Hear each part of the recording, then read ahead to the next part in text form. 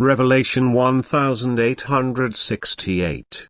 From the 30th of March 1941. Demon of hatred and discord. Horrific experience. The demon of hatred and discord is at work and determines people to the most unkind actions. Its influence is so strong that people no longer recognize the magnitude of their injustice. They rage against each other and inflict the greatest suffering and misery on each other. They mercilessly destroy their neighbor's property. They do not spare the life of the individual. They end it prematurely. They are unjust in thought and action and fear neither an avenger nor his retribution. And thus humanity is completely under the spell of the evil one. It does everything he demands of it but nothing that would be in the will of God. And this is of utmost importance for the spiritual's course of development because it is regressing. The spiritual is in danger of striving towards what it has already overcome. It wants evil where it should want good. And God's mercy turns towards this spiritual.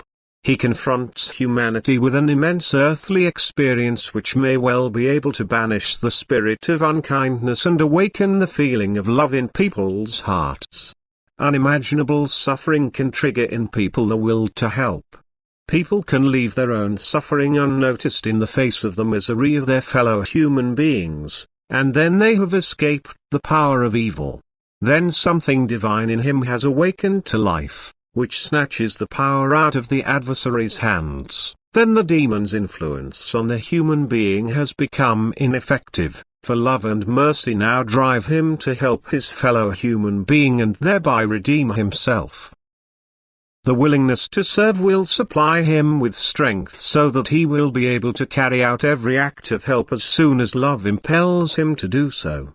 And great demands will be placed on people who want to be of service.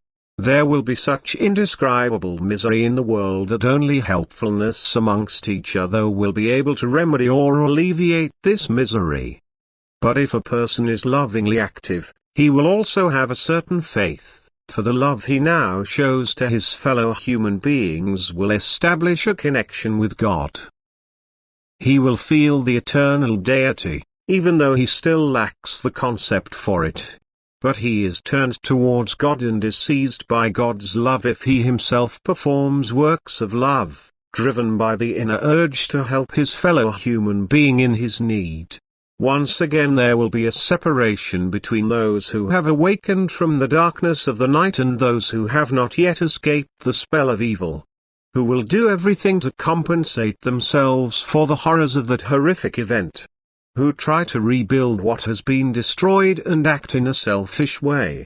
Who do not want to help their neighbor but are only concerned about their own advantage and thus willingly open themselves to the influence of the evil power.